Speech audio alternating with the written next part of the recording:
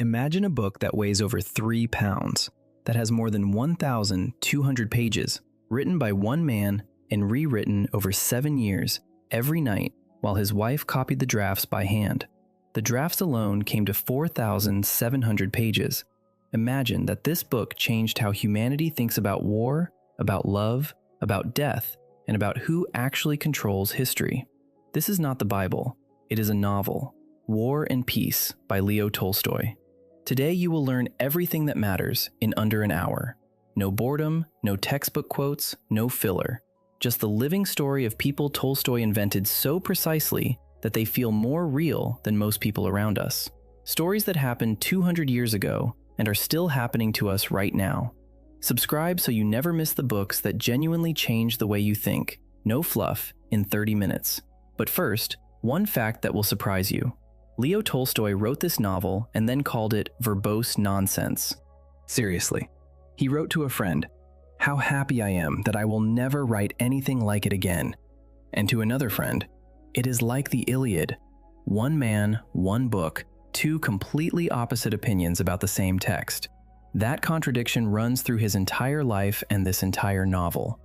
War and Peace was published in installments in a magazine. Readers waited for each new part the way people today wait for the next season of a series. Critics complained. Turgenev was disappointed. Too slow, too much philosophy. But everyone read it. Because it is alive. Because the people in it are real. Before we dive in, a few words about when and why this was written. The middle of the 19th century. The country had just lost a devastating war. Society was at a crossroads. Everyone talked about reform and the future. Tolstoy thought about the past, 1812, the war with Napoleon, how ordinary people together did the impossible. He read archives, talked with veterans, studied memoirs, and wrote for 7 years. So, the year is 1805. Napoleon has already seized half of Europe and keeps moving. Fear across the continent, and in Petersburg, high society life. The capital, where wealthy, bored people host parties, scheme, gossip, marry strategically, and climb career ladders. At one such evening, hosted by the lady-in-waiting Anna Scherer, we meet the main characters of this story. Drop a comment below. Which of the main characters do you know from school? Pierre, Andrei, Natasha, or is this your first time meeting them? The first hero is Pierre Bezukhov, a huge, awkward, kind to the point of foolishness young man, the illegitimate son of an enormously wealthy count. He has just returned from studying abroad and has no idea what to do with his life. Money is coming, or rather, will come soon, meaning there is none. He drifts through drawing rooms, says the wrong thing, laughs at the wrong moment, and everyone is slightly uncomfortable around him. But he is honest, genuinely honest, which in this society is practically indecent. Pierre is a man who will spend his whole life searching for an answer to one question. Why? Why war? Why wealth? Why love? Why live at all? The entire novel is his journey toward that answer. Long, painful, sometimes absurd, sometimes tragic. The second hero is Prince Andrei Bolkonsky, the complete opposite of Pierre. Handsome, cold, intelligent, closed off. From an ancient aristocratic family. Married to a sweet but slightly naive woman everyone calls the Little Princess. He is burdened by her, not because he is a bad man, but because he needs something greater. Glory, heroism, historical greatness. He wants to be great, like Napoleon. He literally admires Napoleon. There is a third family, the Rostovs, but we will get to them shortly. First, war. Andrei goes to war. Against his wife's wishes, against common sense, he goes, because he cannot sit still. The war with Napoleon is already underway. The Russians and Austrians are facing the French together. The first major battle, Austerlitz, 1805. And it is there that one of the most famous moments in world literature takes place. Andrei Bolkonsky has grabbed a fallen soldier's banner and is leading men forward into the attack. He thinks, "This is it. This is my moment. This is my glory. Now." He runs and takes a serious wound. He falls to the ground. Everything around him, the thunder of guns, the shouting, the smoke, suddenly moves far away, and he sees the sky above him, high, infinite, silent, the sky above Austerlitz. In that moment, everything petty, everything vain, everything he came here for, suddenly seems so meaningless. The sky says nothing. The sky simply is. It was here before Napoleon. It will be here after. And Andrei understands something true for the first time in his life, something that cannot be put into words, but that changes him forever. Napoleon rides past. He surveys the battlefield. He sees the wounded Bolkonsky and says something condescendingly beautiful about this being a fine death. Andrei looks up at him and sees not a great man, but a small, self-satisfied actor against the backdrop of an infinite sky. And there the myth collapses, the first of many. Andrei survived. He was brought home to the ancestral estate of Bald Hills, to his father. Old Prince Bolkonsky, a harsh, rigid man who lived his whole life by his own rules. There is also Andrei's sister, Maria, religious, quiet, kind. She loves her brother. She loves her father. She lives in this hard house and glows from within. But while Andrei was fighting and lying on the battlefield, his wife, the little princess, died in childbirth. He came home to a dead wife and a living son. And again, sky. Inside, emptiness. He thinks, life is over. I am barely past 30. Everything is done. Now, the Rostov family. Without them, this story would not be complete. The Rostovs are landowners from Moscow. Kind, lively, loud, a little careless with money. The father is a good-natured count who spends more than he earns and is always surprised when the money runs out. The mother is a tender, intelligent, slightly anxious woman who loves her children so much that any one of their sorrows becomes her own. 4 children. The eldest, Nikolai, passionate, honest, a bit simple-hearted. Petya, the youngest, still just a boy. Sonia, a niece living in the house, beautiful and devoted. And Natasha. She is 13 years old at the start of the novel. She bursts in on the adult guests, laughing, saying the wrong thing, dancing better than anyone, falling instantly in love with several people at once, completely incapable of pretending. She is life itself. Some readers say she is the most alive character in all of world literature. I find it hard to disagree. Tolstoy adores her. You can feel it in every sentence. I remember reading this book, and the moment that struck me most was not Borodino, not Tolstoy's philosophy. It was a small scene where Natasha dances at her uncle's country house. She simply gets up and dances, like a country girl, though raised in an aristocratic home. In that one movement, everything she is, her whole nature, everything that makes her extraordinary. Nikolai Rostov goes to war with enthusiasm and bright eyes. His first battle is panic, fear, confusion. No one knows what is happening. Plans fall apart in minutes. He runs, not because he is a coward, but because there is no other way. Then he stops running. He adjusts. He becomes a hussar. A good officer, loved by his men. Sonia loves Nikolai. Nikolai loves Sonia a little, but loves war and his comrades more. That, too, is the truth of life. Meanwhile, Pierre faces his own disaster. His father dies, that same enormously wealthy Count Bezukhov. And suddenly it turns out that Pierre is the legitimate heir. An enormous fortune, a title, houses, estates, hundreds of serfs. He became one of the wealthiest men in the country overnight. Literally, he went to bed an illegitimate student and woke up as Count Bezukhov. And immediately, the predators circle. Prince Vasily Kuragin, a cunning court schemer, a master of social manipulation, practically pushes Pierre into marrying his daughter Helene. Helene is beautiful, perfectly beautiful, like a statue, cold as marble, and just as soulless. Society adores her. Pierre does not want to marry her. He feels it. He knows it is wrong. But he cannot say no. He married her. It was the worst decision of his life. Helene betrays him immediately. With Dolokhov, a dangerous, insolent officer known for never regretting anything and fearing nothing, Pierre finds out and does what no one expects. He challenges Dolokhov to a duel. Everyone is certain Dolokhov will kill Pierre. Dolokhov is an experienced duelist. Pierre has never held a pistol in his life. And yet, Pierre wounds Dolokhov. Hits him. Cleanly. Coincidence? Fate? This is Tolstoy. For him, coincidence and fate are the same thing. After the duel, Pierre separates from Helene. He travels somewhere without knowing where. His head is empty and aching. At a roadside post station, he meets an elderly Freemason, Osip Alexievich Bazdeyev. The man speaks to him in beautiful words about the meaning of life, about the brotherhood of men, about virtue and the path to God. Pierre listens and thinks, this is it, the answer, finally. He joins the Masonic Lodge. He tries. He works on himself. He frees his serfs, among the first landowners in the country to do so. He tries to improve their lives.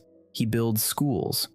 But his managers deceive him. The peasants do not understand what is wanted of them, and everything gradually falls apart. The Masons disappoint him too. He sees that many of the brothers are simply building careers behind a mask of virtue. Pierre is lost again. He will keep searching for a long time. This is his path. And now, the moment when the entire novel begins to turn. Andrei Bolkonsky, convinced that life is over, travels on business. He needs to visit the Rostov estate. Staying there overnight, he cannot sleep. He hears Natasha talking with a friend at an open window, enthusiastically, like a child, about how beautiful the night is, about the moon, about wanting to fly somewhere.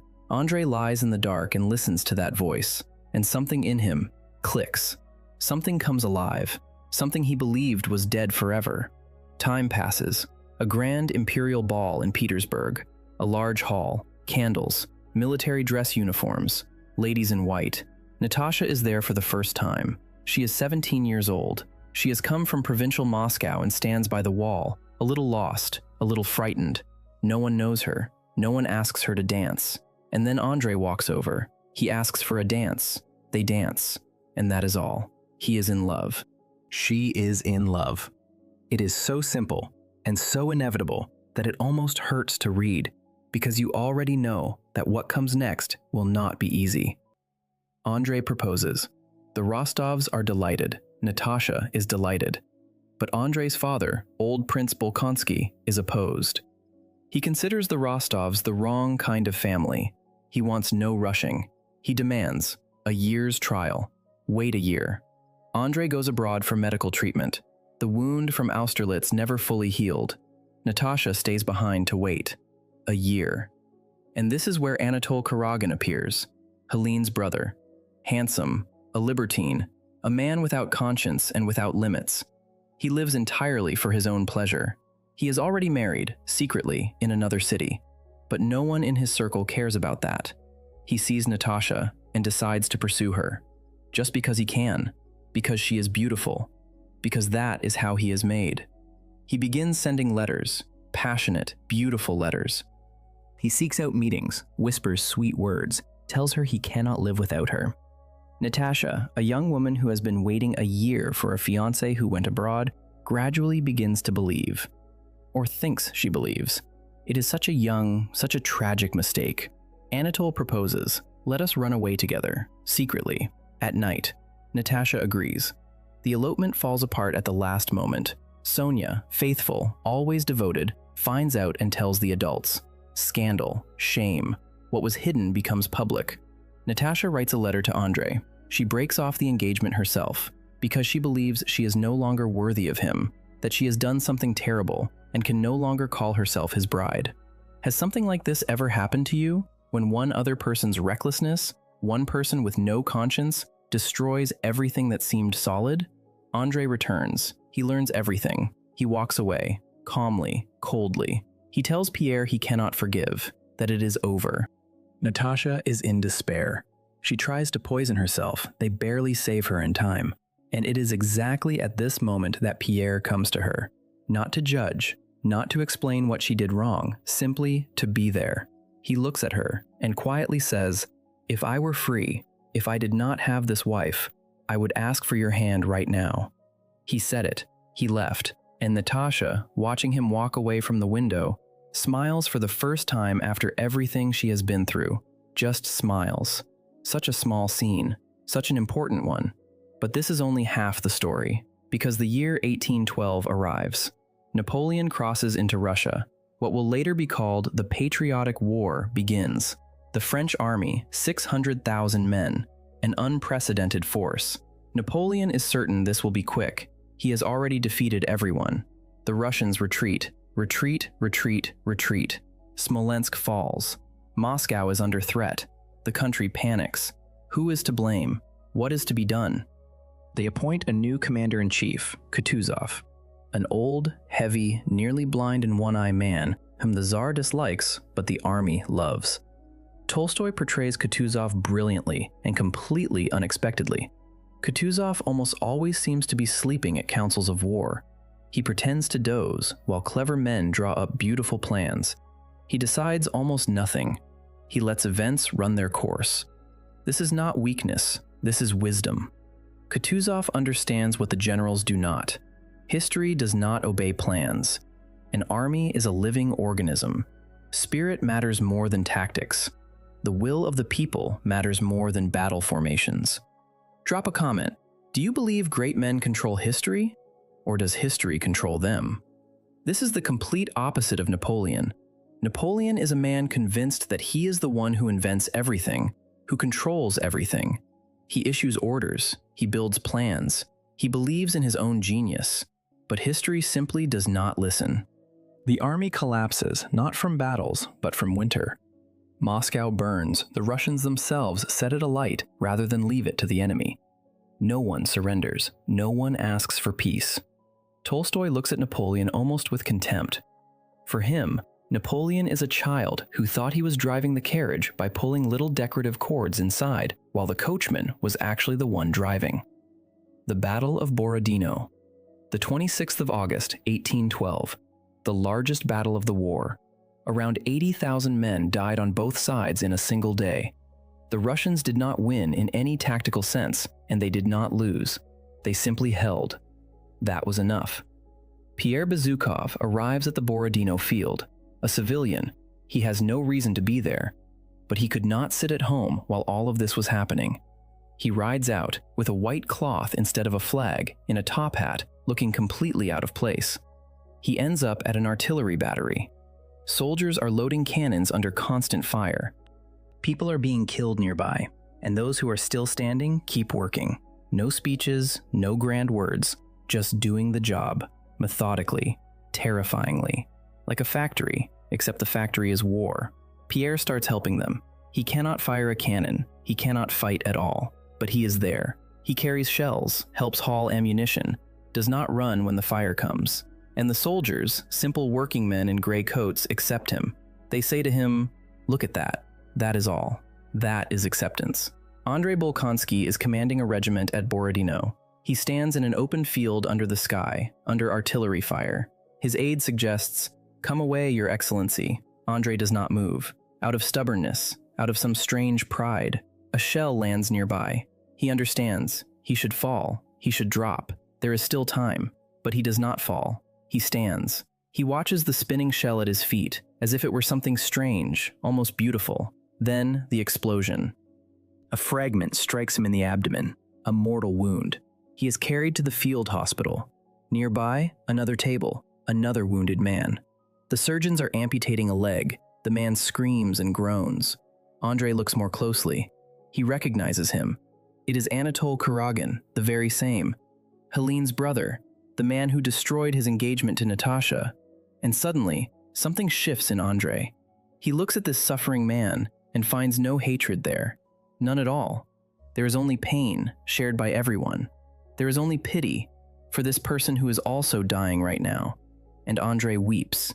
This is the first time in the novel that he weeps, genuinely. Moscow falls. It sounds like the end of the world. The Russians leave their capital and burn it behind them. Thousands of people abandon their homes, their belongings, everything they built. The Rostovs leave too.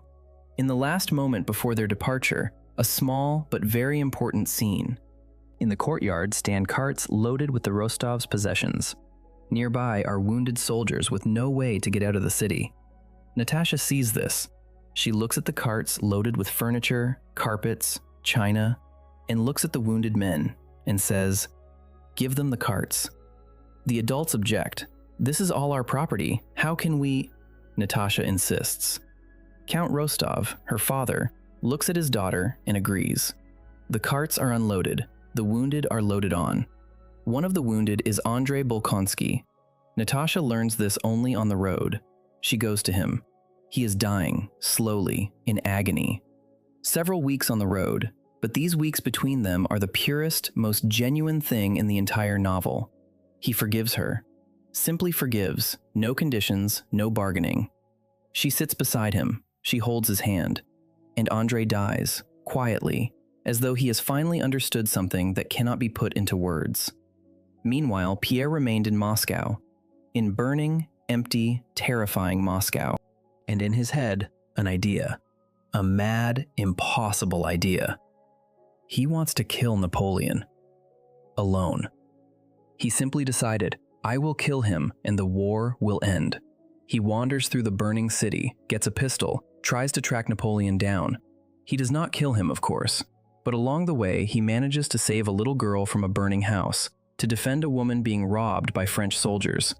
He is seized, taken for an arsonist, taken prisoner, and this is the best thing that ever happened to him. Among the prisoners he meets Platon Karataev, a simple peasant soldier, small, round as a ball, kind for no reason, simply kind. He accepts everything as it is. He does not complain, he does not rebel. He lives in captivity, in the cold, in hunger, and he sings. He helps those around him. He tells stories. Pierre watches him and understands what he could not understand in the Masonic lodges or in philosophy books. That happiness is not power, not money, not glory, not great ideas. Happiness is simply to live, simply to be. To see the starry sky overhead, to eat a piece of bread, to hear a human voice nearby.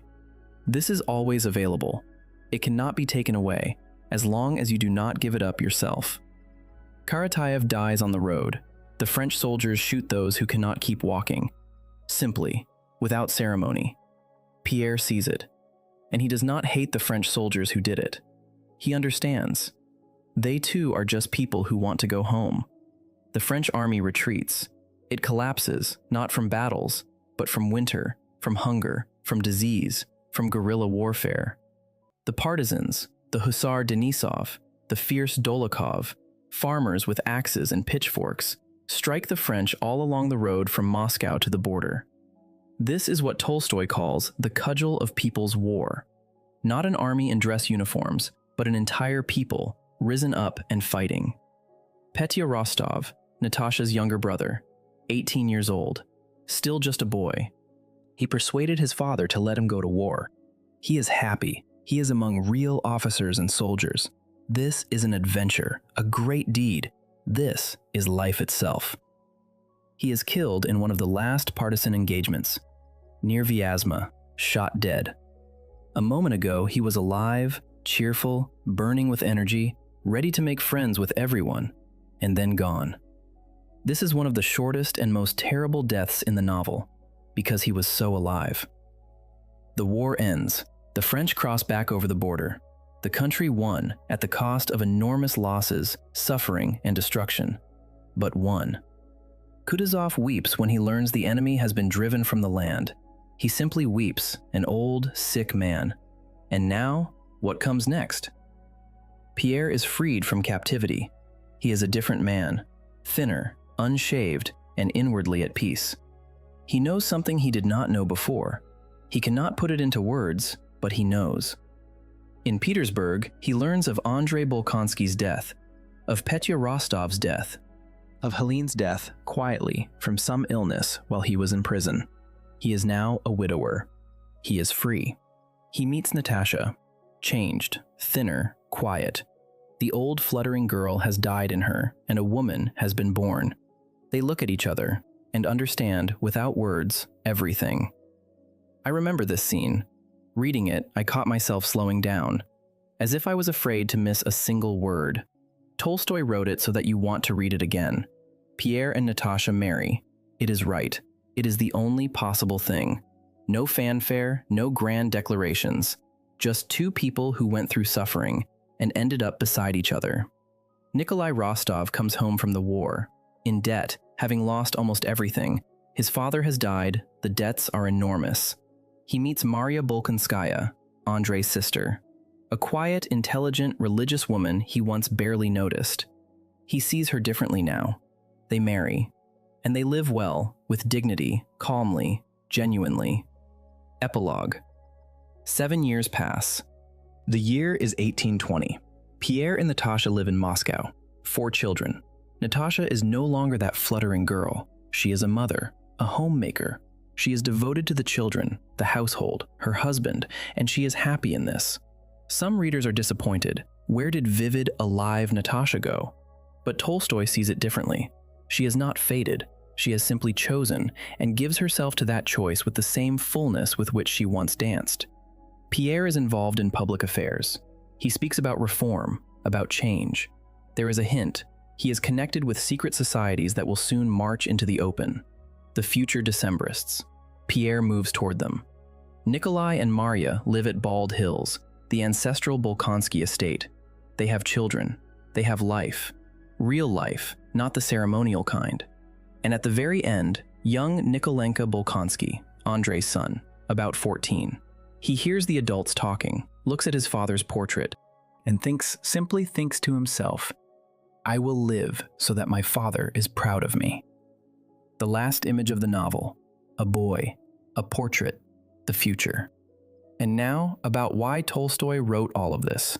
Not just the story of Pierre and Natasha and Andrei, but thousands of pages of reflection on history, on free will, on who controls the world. His central idea is simple and deeply uncomfortable. No one controls history. Not Napoleon, not Kutuzov, not emperors, not great commanders. History is millions of small decisions by millions of people, producing a result no one planned. Great men are simply those good at pretending they thought it all up. This was revolutionary in 1869. It is completely relevant right now. Every time you hear that some great leader made a historic decision, Tolstoy would ask, are you sure he decided it? Or did circumstances fall that way, and he was simply first to announce it? What kind of book is this? A novel? No, Tolstoy himself rejected that word. An epic, perhaps. A philosophical manifesto also. Tolstoy said, this is not a novel. This is what I wanted to express and could only express in this form. Readers skipped the philosophical chapters. Critics complained, but everyone read it, and later called it the Iliad. Flaubert, Proust, Faulkner, Hemingway all spoke about how war and peace changed their understanding of literature. It is not a dull text to be summarized. It is a living organism that keeps breathing. What stays with you after War and Peace? Not the plot, not the names, not the dates of battles. What stays is a feeling that life is large, that people are complicated, that war is evil even when medals are awarded for it, that a simple person with a good heart is worth more than a genius with great plans. What stays is the sky above Austerlitz, Natasha's dance in the countryside, Pierre's gaze at the stars through the bars of his prison camp. Andrei's death, quiet, almost calm, as though he finally understood something important he had been searching for all his life. This book is about the fact that all of us, in this enormous, bewildering, beautiful world, are simply people. No one knows why any of this exists. No one truly controls history. But we can be honest. We can be present with those who are in pain. We can refuse to run when we are afraid. We can forgive. And that is enough. We read so you save hours. If you want more breakdowns like this, support the channel. Thank you for watching. If War and Peace always seemed too large, now you know its living core. If you have already read it, you may want to read it again, because it is different every time. Andrei at 20 and Andrei at 40 are different novels. Or rather, they are you at different ages. Subscribe to the channel. We break down the greatest books so that in 30 minutes, you get what would otherwise take you months. Burning books is a crime, but not reading them is even worse. We fix that in half an hour. Subscribe. You know what strikes me most about this book? That it was written by a man who had actually fought in a war. Leo Tolstoy served in the Crimean War. He was on the bastions of Sevastopol while shells fell without stopping. He saw death. He wrote the Sevastopol sketches, brutal and honest, and that experience of real combat, real fear, real death beside him, is the foundation of every battle scene in War and Peace. That is why there is no glorification in his writing, no beauty of war. There is only truth. Dirty, random, human truth. There is one more question that Tolstoy never lets us forget throughout the novel, the question of freedom. Is a person free? Or is everything predetermined by history, by circumstance, by the laws of nature? He gives no direct answer, but he shows. Every one of his characters makes a choice. Andrei chooses to stand under fire. Natasha chooses to give the carts to the wounded. Pierre chooses to stay in Moscow. Karataev chooses not to complain. These are small choices, but they are history. Not commanders, not emperors. Ordinary people who, at the right moment, choose. This is a deeply uncomfortable idea for anyone who is used to thinking that history is made by the great. Because if that is true, then each of us bears responsibility. Each of us is part of that enormous wave that moves events forward. You cannot hide behind, "I do not decide anything." You decide. Every day. With every choice you make. War and Peace is a book written 2 centuries ago, but it speaks about things that do not age, about how a person searches for meaning, about how love arrives when you are not expecting it, about how war is a catastrophe that no one can stop alone, about how simplicity and kindness are worth more than any kind of greatness. And if you take only one thing from this video, let it be this. Each of us becomes Pierre at some point, lost. Wealthy or poor, it does not matter. Searching. And Tolstoy seems to be saying, do not rush toward the answer. Live. Look at the sky. Be with the people around you. The answer will not come from books or from the great. It will come from within. Just do not stop.